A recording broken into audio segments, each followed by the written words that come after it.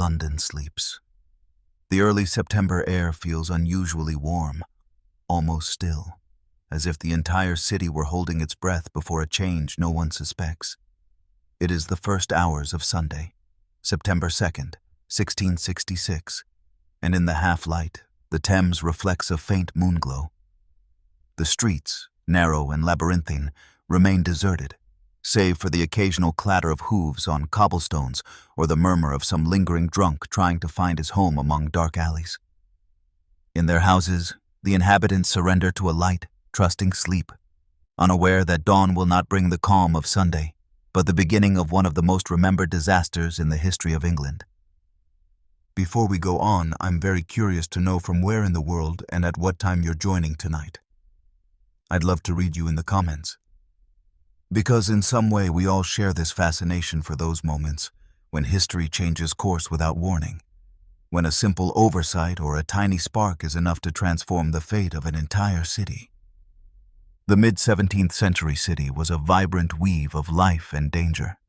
With over 400,000 inhabitants, London was one of the largest and busiest cities in the world, though also one of the most fragile. Timber houses, pressed tight against each other, rose over the streets as if they wished to brush the sky with their tar and thatch roofs. The beams bowed with age, and balconies nearly touched, so that a fire in one house could leap to the next in a matter of seconds. Nights were dark, lit only by oil lanterns, and the smells of markets, stables, and the river's turbid waters made a thick atmosphere, as alive as it was dangerous. At number 25 Pudding Lane, a small street in the Bridgewater district, stood the bakery of Thomas Farriner. There, work always began before dawn. The wood-fired ovens had to be heated for hours, so the bread would be ready when the city woke. That night, the apprentices and the baker himself had gone to sleep, leaving embers glowing in the oven, as they had done so many times before. It was routine, harmless, part of the city's daily rhythm. No one could imagine that, beneath that wooden roof and over those quiet coals, London's fate was beginning to take shape. The clock had just passed 1 in the morning when, it is believed, a spark escaped the oven, igniting kindling stacked near the wall. In a matter of minutes, the fire found its food: flour dust hanging in the air, seasoned wood, the warm air of late summer. A reddish glow lit the workshop's shadows, and the sweet smell of freshly baked bread mingled with the acrid smoke of a newborn fire. Thomas Farriner woke with a start. Alongside his daughter and his servants, he tried to smother the flames with buckets of water, but the fire had already climbed the beams and licked the walls like an insatiable beast. The front door was blocked by flames. They had to flee through an upstairs window, jumping to the neighboring house. One of the servants did not escape. He was the first victim of what, in the coming hours, would become a national tragedy. Outside, the air filled with sparks that the east wind carried like burning rain. The adjoining houses began to burn, one after another. Neighbors, half asleep, ran into the street in nightshirts, shouting, rushing with buckets, trying to form human chains to pass water from the wells. But the heat was unbearable, and the roofs burst into flame. No one knew what to do. Some begged the mayor to order nearby houses torn down to create a firebreak, but no one wanted to destroy their own home. That indecision, that brief hesitation of only a few hours, was enough to seal the city's fate. If one could stop time and look from above, one would see the fire growing like a monster of light, spreading through the narrow alleys of dry wood. One would see the shadows of men and women running aimlessly, the smoke wrapping the bell towers, the embers drifting over the river. In that instant, with no one yet aware, London began to burn from its heart, and the fire prepared to claim everything man had raised over centuries. The sound of the wind mingles with the crackle of the flames. The bells begin to ring, timidly at first, then urgently. The air vibrates with a metallic echo that spreads through the sleeping neighborhoods. Someone shouts, "Fire!" and the word spreads faster than the flames, waking the city. And so, between sleep and confusion, the night ceases to be quiet.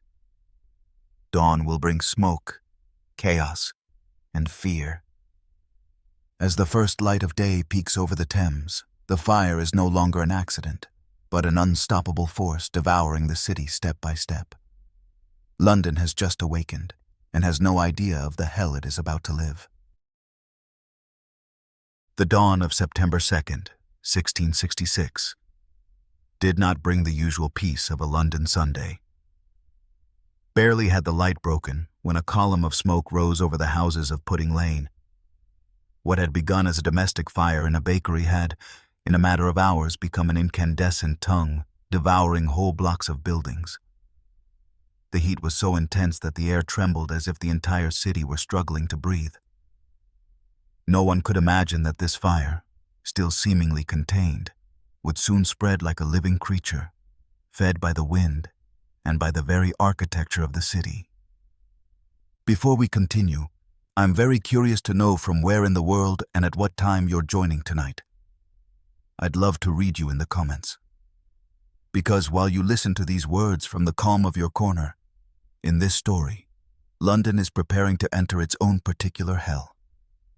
Imagine the dense smell of smoke, the sound of horses' hooves fleeing, the bells pealing without end, and the cries of neighbors trying to save what they can. This was the awakening of a city that did not yet know it was about to lose everything. As the fire advanced, the east wind blew with unusual force, pushing the flames from house to house. The walls of dry timber crackled as if summer had hidden inside them, awaiting that exact moment to release all its fury. Tarred tiles burned, overhanging balconies collapsed in minutes, and embers leapt through alleys like butterflies of fire. Inhabitants tried to form human chains with buckets of water, but the amount of liquid was insignificant against the hunger of the flames. Wells ran dry, buckets broke, and faces blackened with soot began to fill with despair. Chroniclers of the time recounted how confusion ruled the first hours. Some thought the fire would die on its own, like other smaller blazes London had suffered in the past. But they soon realized that this time was different. The fire moved with intelligence, or so it seemed. It attacked in several directions at once, jumping from rooftop to rooftop thanks to the wind, until it reached shops, warehouses, and workshops packed with flammable materials. The city, built without planning, now became a deadly maze. In the streets near Pudding Lane, people began hurriedly packing their belongings. Chests, animals, utensils, religious paintings, everything that could be saved was piled onto makeshift carts. The wealthier sent servants to rescue documents and jewels, while the poor ran with the little they had in their arms. The chaos was total. Witnesses describe a constant noise, a mixture of roaring and hissing, the sound of fire devouring roofs, and the weeping of those who watched their homes disappear. The flames lit the sky, and the smoke, visible from miles away, mingled with the morning fog. Meanwhile, the authorities were slow to react. Emergency systems of the time were rudimentary. There were no organized firefighters, only groups of neighbors and militiamen who used buckets, hooks, and shovels to try to pull down houses near the blaze. But the mayor, Sir Thomas Bloodworth, hesitated to order demolitions. He did not want to take responsibility for destroying private property, nor face owners who refused to see their homes torn down. That hesitation, that wait of a few hours, was enough for the fire to spread beyond human control. London was becoming, little by little, an immense pyre. The scene must have been overwhelming. Picture it. A dawn tinged red, a city wrapped in smoke, air laden with ashes falling like black snow. The ships sailing the Thames drew near to witness the scale of the disaster, and many crewmen later recounted feeling the heat even from mid-river. The flames reached impossible heights, reflecting on the water as if the river itself were burning. Some citizens, unable to escape by land, sought refuge on boats, crowding the wharves as they watched the fire advance toward the city's commercial heart. By mid-morning, the districts of Fish Street Hill and Thames Street were completely aflame. Warehouses of oil, wine, and tar exploded one after another, feeding the blaze even more. The sound of explosions rumbled among the buildings, making the ground tremble. It was the first day, and there were already entire areas reduced to ashes. What only hours before had been a lively neighborhood was now an endless line of embers and smoking ruins. And still, at that moment, many believed the fire would soon stop, that perhaps the wind would change or chance would show mercy. They did not know that the worst day had not yet arrived, that what burned was not only wood and thatch, but an entire city's confidence in its own safety. The night before, London slept under silence. Now its awakening was measured in screams, in sparks, in the roar of the fire spreading like an invisible army. And as the sun climbed, smoke covered the entire city like a dark veil, a portent of something much greater yet to come. The air, saturated with ash and fear, barely allowed breathing. And somewhere in the royal palace, word of the fire began to reach the king's ears. To grasp the magnitude of what was happening, we must pause a moment and look at London as it was in 1666, a vibrant, proud city, but built on a dangerous foundation, a place where the medieval past and the dawn of modernity coexisted in a fascinating mix of progress and neglect. The capital of the most powerful kingdom in the world was, at the same time, a perfect trap for fire. The streets were narrow, uneven, and twisted like threads of a maze. The houses, raised on timber frames and filled with plaster and straw, leaned toward one another as if eager to whisper secrets. Upper floors jutted over the streets, almost touching, so that a fire did not need to leap from one building to the next. It could advance through the hot air. In summer, the dryness made the wood brittle and sonorous, and in winter, chimneys smoked day and night, covering the city with a gray veil of soot. Everything, absolutely everything, was fuel. London was made to burn. It was not the first time fire had put it to the test, but it would be the last to do so in such a devastating way. The authorities knew it. Years earlier, several reports had warned of the danger posed by wooden buildings, narrow streets, and the lack of planning. But the cost of rebuilding and the habit of living amid daily hazards meant nothing changed. Londoners were used to risk, to smoke, to creaking roofs, to the permanent smell of coal. It was, in a way, the price of urban life in the 17th century. To this was added the wind. That first week of September, strong, dry, constant easterlies were blowing. The wind slipped through the streets, fanning every spark, pushing the fire as if it had a will of its own. It was an invisible ally, impossible to control. Witnesses would later speak of gusts that lifted incandescent embers and hurled them several meters away, igniting new blazes in seconds. Tarred roofs and warehouses packed with oil, wine, tallow, and coal became pure gunpowder. It was as if the city itself conspired against itself. Amid that urban landscape, the fire found food at every corner. Candle and soap shops, distilleries, carpenters' workshops, barns full of straw. Each of these places was a potential explosion. Neighbors knew it well, but life had to go on. No one thought that a small domestic accident, a neglected oven, could become a catastrophe that would raise more than half the city. It was unthinkable, until it happened. We must also remember how firefighting was understood then. In 1666, there were no organized fire brigades. Extinguishing fell to the neighbors themselves and small municipal crews. They had buckets, rudimentary hand pumps, and iron hooks with which they could pull down walls or roofs to slow the advance of the flames. But everything depended on citizens' decision and courage. It was a heroic method, but desperately insufficient against a blaze of that scale. All the more so when fear paralyzed many, and authority hesitated to act. At that time, London was also a city marked by inequality.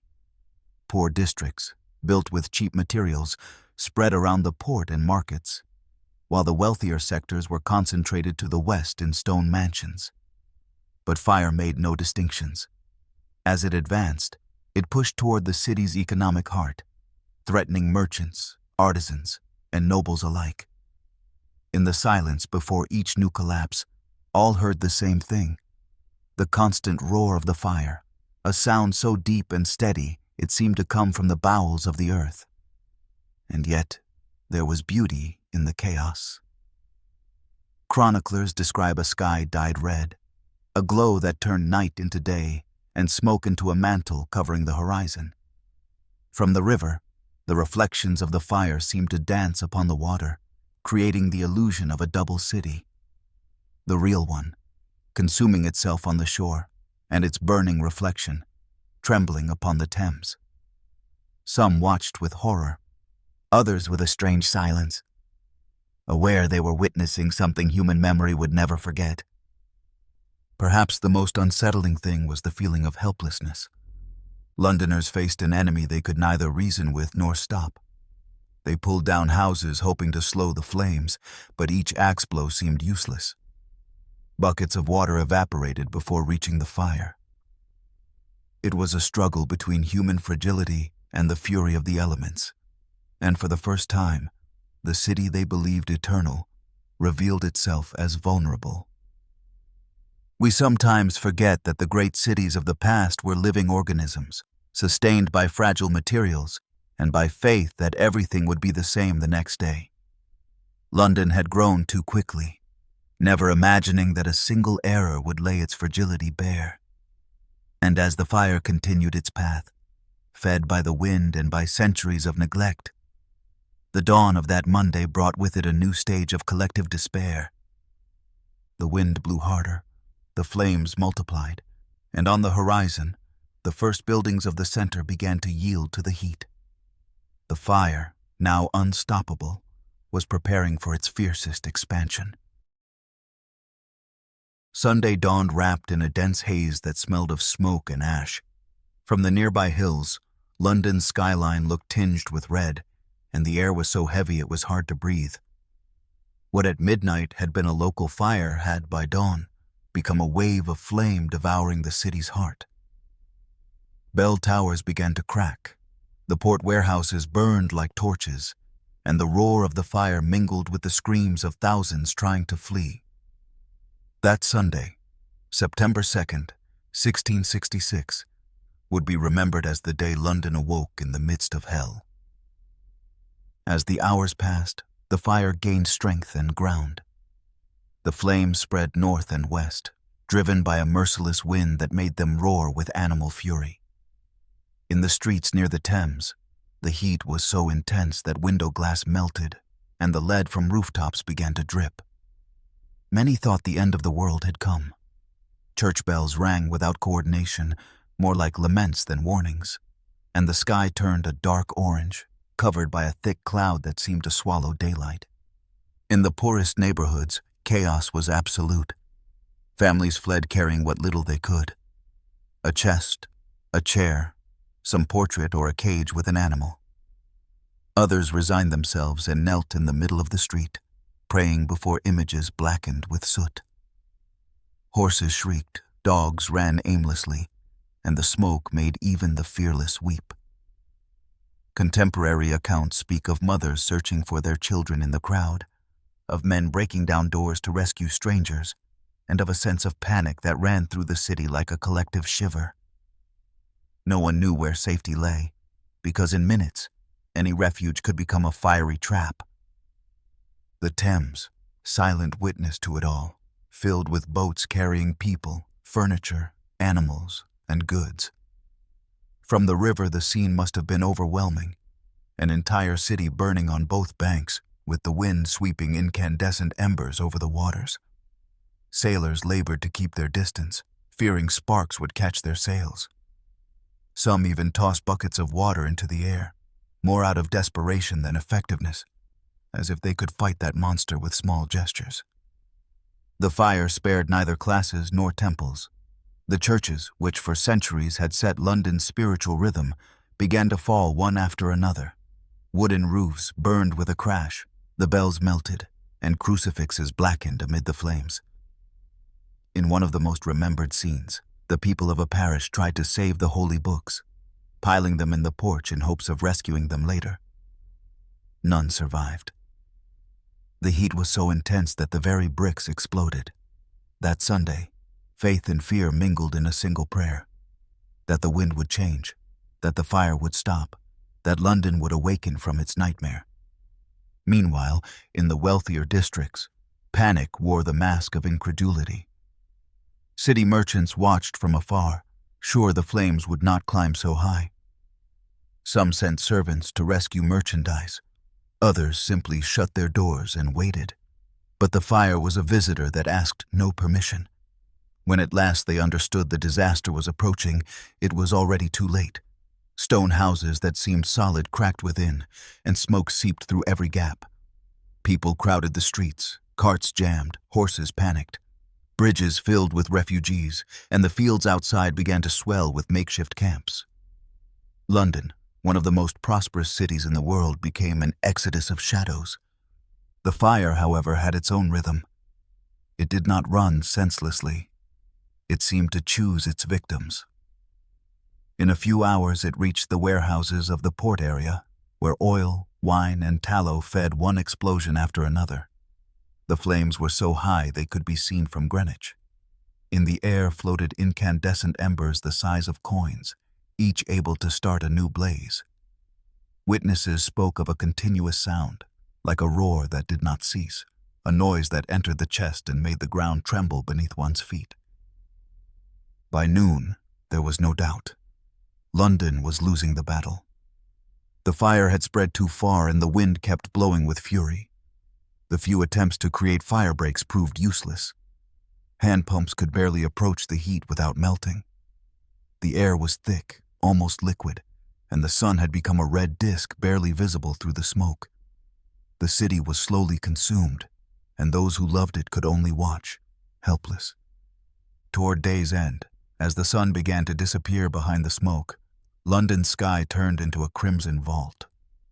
From the nearby hills, the spectacle was both beautiful and terrifying. A vision of total destruction wrapped in golden light.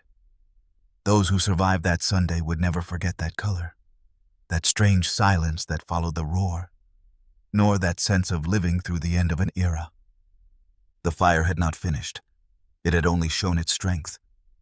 And somewhere in the city, between shadow and glare, a messenger rode toward Whitehall to bring the king the news that his capital was burning.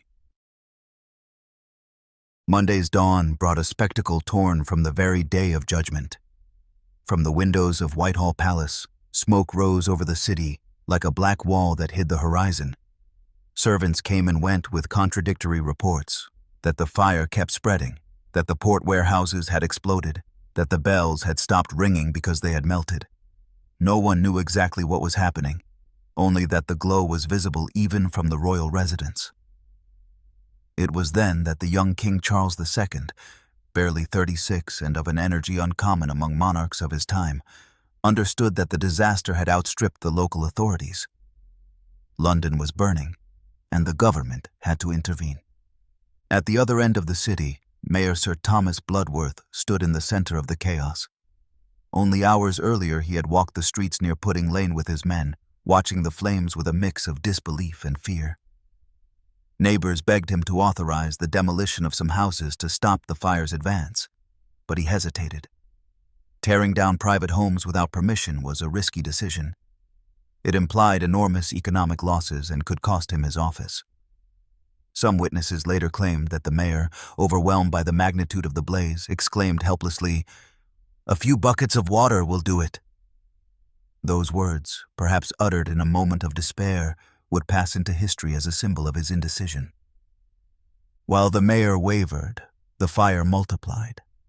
The neighbors' hooks and buckets proved useless, and the hand pumps barely dampened the ground.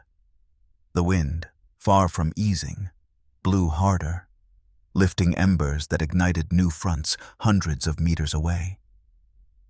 Contemporary accounts speak of heat so intense it was impossible to approach within 20 paces of the flames. London's sky was a single orange glare. and the shadows of buildings writhed in the smoke. The city begged for leadership, but received only confusion. When the messenger finally reached the palace with news that the fire had crossed the city and threatened the most prosperous quarters, Charles II decided to act himself. He mounted alongside his brother James, Duke of York, and rode through the fleeing crowds. Chroniclers describe him as an active, serene king, giving orders in a firm voice while chaos swirled around him. It was not a time for speeches, but for decisions. Upon reaching the city center, the monarch immediately ordered houses demolished to create fire breaks, without waiting for further permissions or consultations. If London was to be saved, part of it would have to be sacrificed. That intervention was a turning point. For the first time, authority imposed itself on fear. Soldiers, sailors, and the citizens themselves began to collaborate under the command of the king and his brother, who directed operations on the ground. Men climbed roofs with hooks and ropes, knocked down entire walls, and hurled buckets of water over the debris. It was a desperate struggle, but also a display of humanity amid tragedy. Yet even with the king's energy and courage, the fire kept gaining ground. Gusts of wind turned it into a living, unpredictable storm. Every spark that landed on a roof was enough to kindle a new hell. Bloodworth, exhausted and ashamed, could barely stand. Responsibility weighed on him like the smoke. Some would blame him for years for his slowness, though others would note that even had he acted earlier, the fire might have been unstoppable. The city was a bomb of wood, and the wind blew too hard. In any case, that Monday marked the end of his political career and the beginning of a legend. That of the mayor who failed to see disaster coming. The king's presence, however, gave the population a moral respite. Many Londoners would later recount that seeing their sovereign among the flames gave them strength to endure. Charles II not only coordinated actions, but organized refugees, ordered water and food distributed, and opened the gates of the royal gardens to those who had lost their homes. It was one of those rare occasions when power and people stood united against a common threat. Fire recognized neither crowns nor titles, and everyone, from nobles to beggars, shared the same anguish under the same burning sky. Yet Monday brought no relief. By afternoon, the flames stretched beyond what the eye could take in. The makeshift fire breaks did not work, and explosions from oil stores shook the city's foundations. The king, despite his efforts, realized only a change in the weather could halt that unleashed force.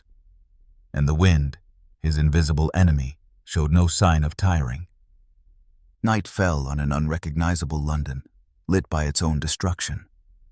From Whitehall to St. Paul's Cathedral, everything was a single glare. Men labored without rest, children wept, and women prayed under a sky that burned without ceasing. The fire was not merely destroying a city, it was transforming history. The wind kept raging, and the fire, ravenous, moved toward the spiritual heart of London, where rose the great cathedral that would soon become its next victim. The dawn of Monday, September 3rd, arrived beneath a sky the color of molten copper. Smoke had spread across the whole city, creating a constant gloom, a kind of permanent night in which the sun barely managed to filter through. The fire, far from yielding, expanded with renewed fury, driven by easterly gusts that roared through the streets like an invisible army. It was the second day of the blaze, and there was already talk of entire neighborhoods erased from the map. London did not sleep, nor rest, nor breathe. It only burned. Witnesses speak of a constant noise, a deep rumble that seemed to rise from the ground, as if the earth itself complained. The flames were no longer a distant phenomenon, but a living presence felt on the skin, in the lungs, in the throat. The heat was unbearable even at great distance. People covered their faces with damp cloths, trying to push through the smoke. Others simply fled without aim, eyes watering and souls empty. The bells no longer rang. They had melted, silenced by the fire that had devoured the towers that once held them. Across the city, roads filled with refugees, families gathered in carts piled with furniture, animals, chests, and family portraits. Some pushed improvised barrows, others walked with only what they wore. No one knew where to go. The fire seemed to pursue them, and each time they thought themselves safe, a new tongue of flame rose on the horizon. The fields to the north became an improvised camp of thousands of wandering souls. Their huddled children, the elderly, merchants, servants, and nobles, all covered in soot, all equal before misfortune. Many wept in silence, watching the flames devour the city they had loved. At that hour, King Charles II and his brother James remained at the head of containment efforts. From ships on the Thames, they tried to coordinate demolitions and the rescue of trapped people. Soldiers dug trenches and set fire breaks with gunpowder, but the wind ruined every attempt. Explosions added to the roar of the fire, making the bridge's foundations vibrate. The river's waters, coated with ash, reflected the color of disaster. Many sailors abandoned their boats to help on land, aware there was no safe boundary. The Thames, which for centuries had been the city's soul, now became its frontier between life and destruction. Amid the chaos, rumors grew.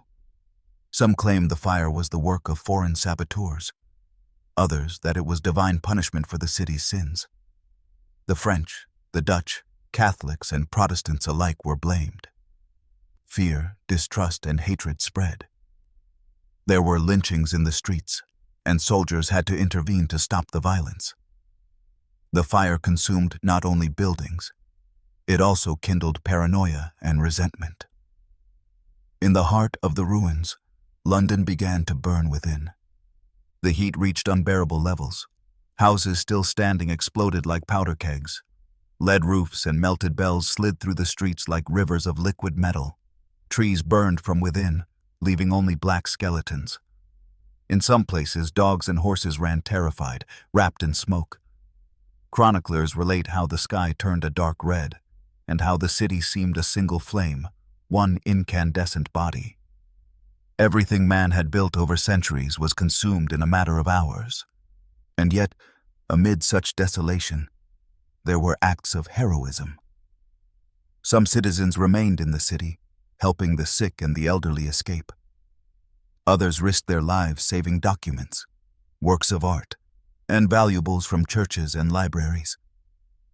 The nuns of the Bridewell Convent rescued orphaned children, guiding them through the smoke to the northern fields. As if, in the midst of disaster, humanity refused to surrender completely. Each life saved was a tiny victory against the abyss. But for most, there was no escape. The flames advanced toward the spiritual heart of London, toward St. Paul's Cathedral, a symbol that dominated the skyline and seemed indestructible. Its enormous dome of stone and lead rose above the smoke like a promise of resistance. Citizens looked to it with hope, convinced that if St. Paul's stood, the city would too. Many sought refuge inside, trusting in the strength of its walls. But beneath that red sky and that unbearable heat, not even stone could endure much longer. Monday bade farewell with a terrifying glow. From the hills and from the river, the cathedral could be seen encircled by flames, its silhouette still intact, bathed by a fire that hemmed it in on every side. Those watching from afar clung to the wish that it would survive, unaware that within a few hours, that hope too would collapse. The wind blew ever more fiercely, and the flames climbed toward the great dome, as if reaching for the heavens. And when night fell once more over London, the fire found its most imposing victim. The night of Monday became unbearable. The air burned, embers fell like rain, and the roar of the fire sounded like an invisible beast breathing from the city's depths. In the distance, through the smoky haze and orange glow, the solemn silhouette of St. Paul's Cathedral could still be made out, standing on Ludgate Hill like a stone beacon ringed by flames. For more than 500 years, that temple had dominated London's skyline, its leaden dome and spire pointing to the sky. It was the city's pride, the symbol of its faith and its history. Many Londoners believed that if St. Paul's withstood the flames, the city could be reborn. But that hope was about to be consumed. Inside, dozens had sought refuge. The thick walls, high vaults, and stone floors seemed to offer a safety impossible to find in the streets. Some merchants had moved their most valuable goods there, trusting that the cathedral, with its massive walls, would resist any fire. Even the nearby print shops had begun storing manuscripts, Bibles, and piles of paper inside to protect them from the blaze. But unknowingly, they were feeding the perfect trap. That paper would soon be fuel for an inner inferno. The fire, guided by the wind, crept slowly along the adjacent streets. The houses around the hill began to burn one after another, and the flames climbed toward the base of the temple like a rising tide. The heat made the lead of the roof melt and begin to drip down the walls like burning rain. Witnesses said the sound was overwhelming, a muffled, deep crackle as if the cathedral itself were groaning with its own voice. The flames slipped through the windows, filtered through the Gothic tracery, and climbed the wooden scaffolding surrounding the building, where maintenance works were still underway. In minutes, the entire temple was wrapped in fire. From outside, the sight was indescribable. The enormous dome shone under the blaze like a fallen sun on the earth.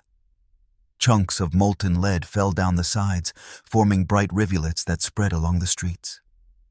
Smoke rose in black spirals that darkened the sky, and the wind carried them downriver. People watched from afar, helpless, tears in their eyes. Some knelt, others fled. Many stood still, unable to move, watching the most sacred symbol of their city collapse before them. Inside, the fire spread with unheard-of violence. Pews, altarpieces, curtains, and books fed the flames until the interior turned into a furnace. The vaults began to crack. The air was so hot that those who had sought shelter inside were forced to flee through the smoke. Priests tried to rescue sacred objects, but the fire advanced faster than they could. Stained glass burst, hurling shards of melted glass across the floor. The organs, which for centuries had filled the cathedral with music, gave a last moan when the fire reached their metal pipes. And then, silence. At midnight, St. Paul's dome collapsed. The crash was so loud it was heard miles away. The flames rose in a gigantic column, lighting the whole Thames Valley. Chroniclers described embers soaring so high they looked like new stars. What remained of the temple was a smoking ruin, a skeleton of stone and ash. In a single night, London had lost one of its greatest treasures, a jewel of medieval architecture, a spiritual refuge, a witness to its history. But the fall of the cathedral was not just a material tragedy. For many, it symbolized the city's moral defeat. If even God's house could burn, then nothing was safe. The fire had touched London's heart, and with it, its soul. Yet, amid the desolation, some interpreted the disaster differently. Some saw it as a divine sign, a purification, a warning. Others, more practical, began to think about rebuilding, how to raise anew what the fire had destroyed. It was the end of an era, but also perhaps the beginning of another. Meanwhile, the flames kept advancing. Buildings near the cathedral burned with the same intensity, and the relentless wind carried sparks into new quarters.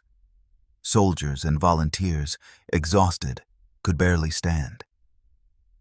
The light of the fire dyed the river red, and smoke continued to cover the sky like a perpetual veil. London seemed to burn from ground to clouds, turned into an immense bonfire visible for miles around. On the hill, St. Paul's remains kept crackling, sending out intermittent flashes like embers from a fire that refused to die. That night, London understood that nothing, however grand or sacred it seemed, was eternal. And that the next dawn, when the wind finally shifted, would bring not comfort, but the painful sight of a city reduced to ashes. The glow over the Thames began to wane, and for the first time in 3 days, the flames seemed to lose strength. But the silence that followed St. Paul's collapse was no relief. It was the heavy calm of a city that, at last, was beginning to count its ruins. The fire's last advance, Tuesday, September 4th, dawned over an unrecognizable city. Where once there were bustling streets, markets, and bell towers, only pillars of smoke remained, and the echo of fire devouring the last remnants. The air was unbreathable.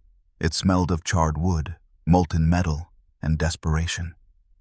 At every step, the ground was carpeted with ash, and the still strong wind raised gray whirlwinds that clung to the skin. London was an open wound, and the fire, its tireless executioner. But something was changing. In the distance, over the river, the wind began to turn. For 3 days and 3 nights, the flames had followed their relentless course, driven by easterly gusts that fed their spread. Now, however, the air blew the other way, bringing unexpected respite. That change, barely perceptible at first, would be the beginning of the end. Chroniclers would later write that it was as if the sky, moved to pity, had decided to intervene. Deprived of its greatest ally, the fire at last began to show signs of exhaustion. In the heart of the city, the scene was desolate. Soldiers, sailors, and exhausted citizens worked without rest. Faces blackened with soot could barely be distinguished through the smoke. Many no longer knew whether it was Tuesday or Wednesday. Time had lost meaning. The king's orders kept arriving, and his brother, the Duke of York, coordinated demolitions with military precision. Gunpowder was used to bring down whole rows of houses, opening empty corridors that prevented the fire from leaping from side to side. Each explosion made the ruins tremble, but also brought a sigh of hope. The demolitions worked at last. Without the wind that had previously carried embers onward, the flames met walls of rubble they could not cross. In some places, the fire simply burned itself out, smothered by its own smoke. Men seized those moments to press forward and extinguish what remained. There was no technique, no grand strategy, only the brute force of desperation and the need to save what little still stood. Some fought with buckets, others with soaked blankets or with earth. It was a primitive battle, hand to hand against the fire. In the neighborhoods near the Thames, the spectacle was bleak. The wharves, once full of life, were now smoking wooden skeletons. The warehouses of wine and oil had burned like torches, and ships near the shore still smoldered, floating like embers on the water. Even so, amid so much ruin, Londoners began to see signs of resistance. Blackened stones, walls still standing, trees that had survived by miracle. Silent witnesses that the fire was finally losing its force. As the day wore on, the sky began to clear. The dense cloud that had covered the city lifted slowly, revealing a landscape that looked like another planet. From the northern hills, those who had fled watched what was left of home. Some wept in silence, others simply stared, uncomprehending. London, the great capital of trade and power, had become a sea of ruins. Towers and domes had vanished, streets were erased, and the ground still burned underfoot. Yet in the air there floated something new, the sound of wind that no longer fanned the flames, but scattered them. That night, for the first time since the start of the blaze, there was silence, a dense, almost sacred silence that spread among the rubble. Embers still glowed, and smoke still rose in thin columns, but the fury had ceased. The few who remained in the city sat wherever they could, spent, watching the flames consume themselves little by little, like a beast dying of exhaustion. No one celebrated. No one had the strength. Only the whisper of wind and the creak of cooling wood broke the calm.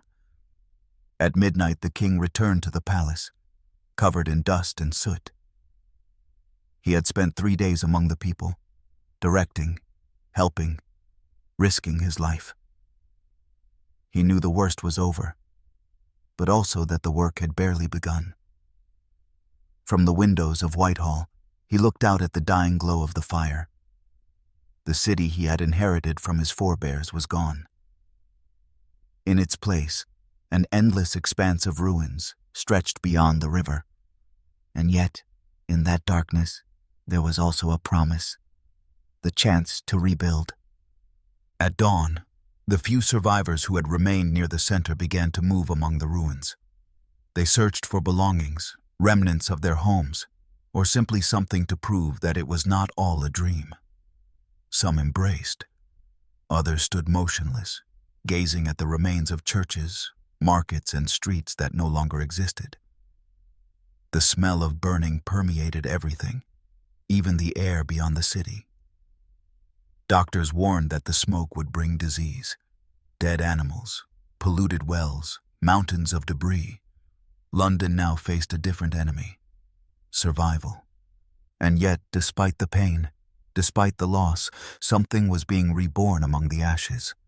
The very force that had made the city great remained alive in those who stayed, determined not to abandon it. The fire had shown its power, but it had not erased the spirit of Londoners. The wind had changed, and with it, the city's fate. The embers still smoked, but dawn brought new air, cleaner, calmer. And among the still warm ruins, footsteps, hammers, and voices began to be heard, not speaking of fire anymore, but of rebuilding. The dawn of Wednesday, September 5th, 1666, was unlike any other London had known. There were no criers, no bells, no market bustle to greet the day. Only a heavy silence, broken by the crackle of still-burning timbers and the distant moan of the wind.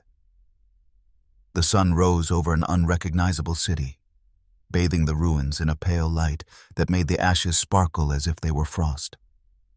Where once stood houses, taverns, and temples, there now stretched a gray, desolate landscape, rippled with columns of smoke that slowly climbed toward the sky. London had survived, yes, but at the cost of being almost completely erased from the map.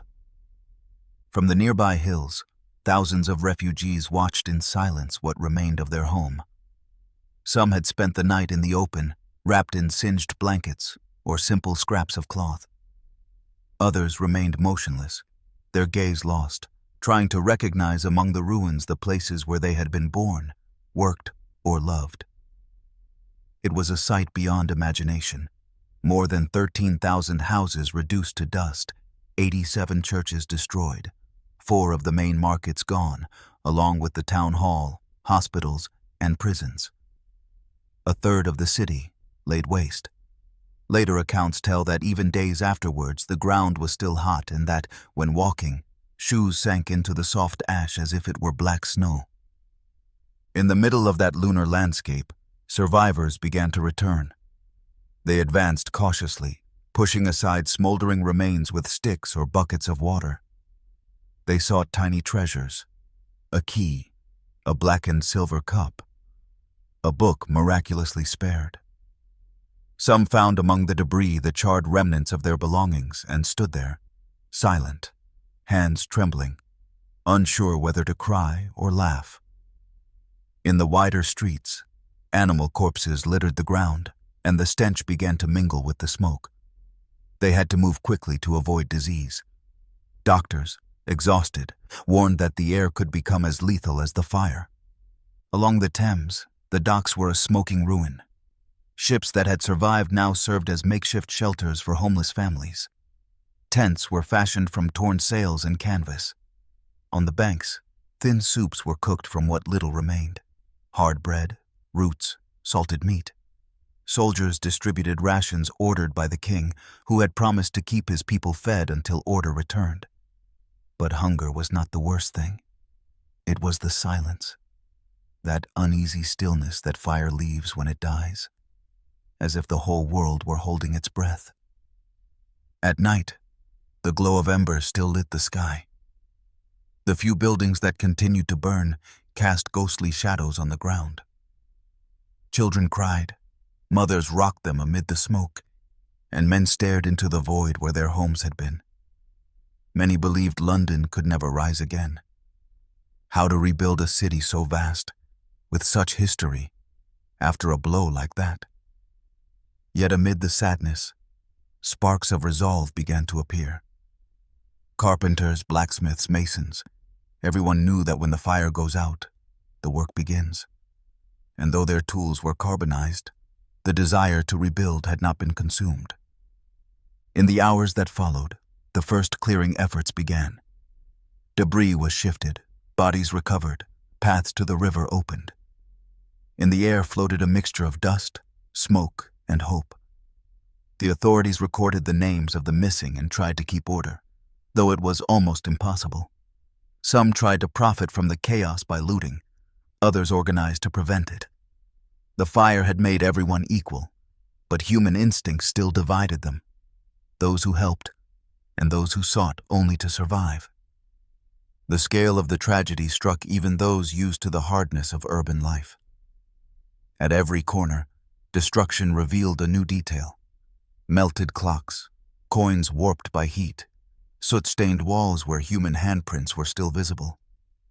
Churches were hollow skeletons, altars, piles of stone. Yet amid the disaster, some symbols remained. Among St. Paul's remains, a blackened cross still stood. No one dared touch it. It was as if it said, silent but firm, that the city, despite everything, was still alive. The fire had destroyed the houses, but not London's identity. From the fields where they sheltered, families began to raise wooden huts, improvising new homes. Shopkeepers opened businesses under tarps, bakers kneaded on charred tables. It was humanity's purest instinct, to start again, even on ash. Those who had lost everything looked toward the smoke with a blend of sorrow and determination. They had survived hell, and now they had to invent hope. And amid that slow rebirth, questions arose. How could it have happened? Who was to blame? Was it accident or conspiracy? The need to understand the incomprehensible began to grow among survivors, fed by fear and anger. The fire had been extinguished, but its shadow still spread over their consciences. The smoke thinned little by little, and under September's clear sky, the ruins began to speak. Not with words, but with silences. And among those silences, rumors began to be heard that would soon catch with as much force as the flames that had just gone out. When the smoke began to lift and the scale of the disaster became clear, London entered a new phase: fear and suspicion. The fire had vanished, yes, but in its place there remained a troubling void, a silence soon filled with voices, accusations, and theories, seeking to make sense of what had happened. The human soul, unable to accept that a tragedy so immense could spring from accident, needed a culprit. And so, over the still hot ashes, the hunt for the guilty began. The first rumors arose almost at once, like the murmur of a crowd that spreads by contagion. Some claimed to have seen strangers prowling the city in the days before the fire. Others swore they had found torches or barrels of suspicious substances in alleys. There was talk of enemy agents, of Dutch and French spies who, resentful over recent wars with England, had come to destroy its capital. Rumors ran faster than the fire they had just beaten.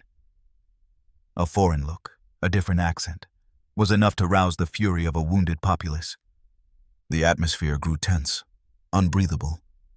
Refugees who had been united in misfortune began to distrust one another. Soldiers charged with keeping order could barely contain mobs roaming the streets in search of culprits. Taverns and foreign-owned shops were attacked, homes looted, innocents beaten. In a city that had burned whole, hatred was now the new fire. The French and the Dutch, enemies in the recent naval war, became the target of popular anger. Some were lynched in broad daylight, others jailed without proof. Rumors, like flames, needed no fuel to grow. Collective anxiety fed on the need for divine explanations as well. Many preachers proclaimed the fire a punishment from God for the city's immorality. London, they said, had become proud, impious, given over to trade and worldly pleasures. The churches, mostly destroyed, seemed to confirm that reading. The fire had purified the metropolis. Others, however, believed the devil himself had walked the streets disguised as a man, kindling fire at every corner. Superstition and fanaticism found fertile ground among dust and fear. Authorities tried to keep calm, but the government was not immune to pressure. Charles II ordered an inquiry into the fire's origin, aware that the realm's stability depended on dispelling suspicion. Patrols were organized, witnesses questioned, reports compiled. Little by little, the pieces began to fit a simpler, sadder story. The fire had begun in Thomas Farriner's bakery on Pudding Lane, through a domestic accident. No conspiracy, no plot, just neglect and bad luck. But in a traumatized city, the truth was harder to accept than myth. Even so, the finding did not suffice to stop the fury. A scapegoat was more comforting than an anonymous spark. Tension peaked when a foreigner, Robert Hubert, a disturbed French watchmaker, confessed to being the author of the fire. He said he had thrown a firebomb through a window on Pudding Lane. His tale was riddled with inconsistencies. Hubert was not even in the city when the fire began. But the authorities, under popular pressure, accepted his confession. He was condemned and executed at Tyburn, while the crowd celebrated with dark fervor, convinced that justice had been done. The official story needed a culprit, and London now had one.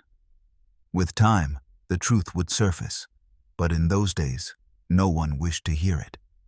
Fear is contagious, and after a disaster so vast, the need to point a finger was as human as it was inevitable. Many years later, an inscription on the monument to the Great Fire would still repeat the xenophobic version, blaming the Papists, the Catholics, for plotting the city's destruction. More than a century had to pass before that line was erased, when reason and time cooled the remnants of that collective fury. The fire, then, had destroyed not only buildings, but also trust among Londoners.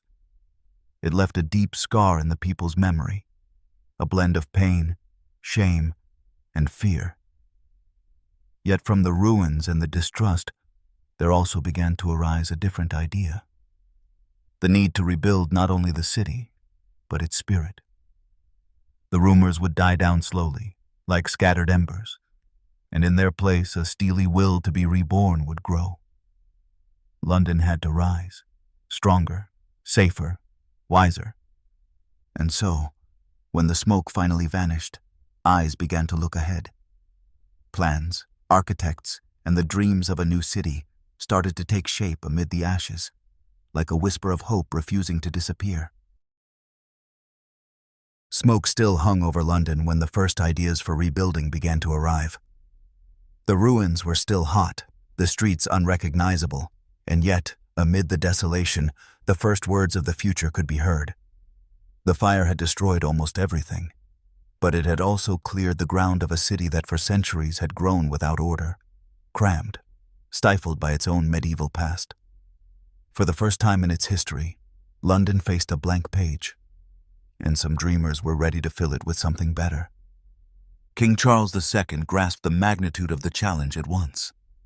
Despite trauma and scarcity, he saw a unique opportunity to build a modern capital worthy of the power England aspired to project. The days after the fire were ones of chaos and grief, but also of planning. Architects, engineers, and mathematicians were summoned, men with a different vision, capable of imagining a more rational, cleaner, more beautiful city. Among them stood out a name that would soon become the symbol of that reconstruction: Christopher Wren. Wren, then barely 33, was far more than an architect. He was a thinker, a scientist, a man of faith and reason in equal measure. He had studied at Oxford, traveled through Europe, and admired the continent's great cities: Paris, Rome, Amsterdam. He dreamed of an ordered London, with broad avenues, open squares, and stone buildings that would not be consumed at the first spark. When the king called, Wren already had in mind an ambitious, almost utopian project: to rebuild the city from its foundations with a geometric layout, straight avenues, and public spaces where trade and life could flourish without the constant risk of fire. The plan, presented a few weeks later, impressed everyone. Wren proposed a network of wide streets converging on monumental squares, in the style of Europe's great capitals. He envisioned tree-lined boulevards, a modern drainage system, and white stone buildings that would withstand time and fire. At its center, his project included a new St. Paul's Cathedral, more majestic than the previous one, crowned by a great dome dominating the skyline. It was a vision of beauty and order, a city rising from the ashes like a phoenix. But between the beauty of the idea and the harshness of reality lay a chasm. Most of the city's land belonged to private owners, and property boundaries had been erased by the fire.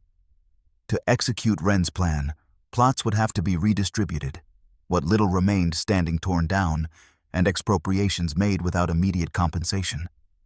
Bureaucracy, lack of funds, and the citizens' desire to return home as soon as possible turned that vision into an impossible task. Urgency beat idealism. London would be rebuilt, yes, but not from the architect's perfect blueprint, rather from the people's need and haste. Even so, many of Wren's ideas survived. New laws required building in stone and brick, banning timber in urban centers. Streets were widened, markets reorganized, and the most hazardous districts restructured with at least a minimum of planning. Little by little, amid smoke and rubble, the city began to rise. It was a slow, painful process, but steady. Fire had purged the old. Human labor now brought forth the new. The jewel of this reconstruction would be, without doubt, the new St. Paul's Cathedral. Wren devoted much of his life to its design and construction. He wanted the temple not merely to replace the old one, but to embody London's spiritual and moral rebirth. Its dome, which to this day defines the city's profile, became a symbol of resilience and hope. With each stone laid, London recovered something of itself. And though not all the architect's ideas came to fruition, his vision imbued the spirit of an entire era. The city was never the same again. Broader, sturdier, more modern, the rebuilding took decades. Laborers worked day and night, raising walls over ashes, guided by the certainty that they were creating something meant to last. Merchants returned, markets reopened, ships once more filled the Thames. Little by little, the sound of hammers replaced the roar of the fire. The smoke, at last, gave way to the hum of everyday life. London was rising again. Sometimes history is written with destruction. From the fire's ruins was born a new capital that would learn to protect itself, to grow with prudence, and to value the fragility of its own splendor. The Great Fire had been a tragedy, but also a rebirth. And in generations to come, when Londoners lifted their eyes to St. Paul's Dome, they would remember that their city had once burned, and that, despite everything, it had lived again. The rubble had turned into new stone, and fear into purpose. But one thing remained: remembrance. For no reconstruction would be complete without the memory of what was, and of what the fire took forever.